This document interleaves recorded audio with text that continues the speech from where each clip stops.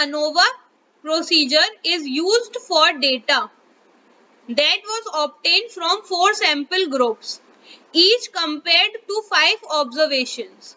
The degree of freedom dF1 and dF2 for the critical values of F are dash respectively.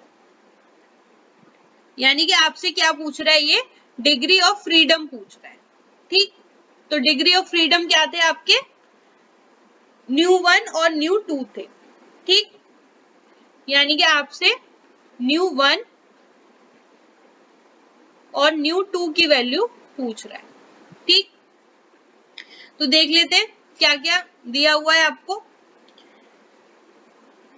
Obtain bye 4 sample, यानी कि सी की value क्या हो गई आपकी 4 हो गई. हिंदी में बता देती हूँ, एक अनोवा है, एक अनोवा प्रोसीजर है, is use for data that was obtained from 4 sample, यानी कि 4 सैंपल से हमें एक अनोवा प्रोसीजर मिलता है.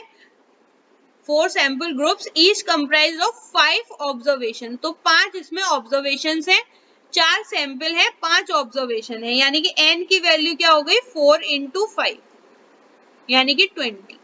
ठीक, अब the degree of freedom dF1 and dF2 for the critical value of F are, तो या तो ν1 ν2 से डिनोट कर दो, या फिर इसमें क्वेश्चन में दिया हुआ है dF1 और dF2, इससे भी डिनोट कर सकते हैं. हम ऐसा लिख सकते हैं इसको, ν1 क्या हो गया आपका dF1, ये आपसे पूछ रहा है, और दूसरा dF2 ये आपसे पूछ रहा है. ठीक, तो देख लेते हैं ये कैसे आएगा.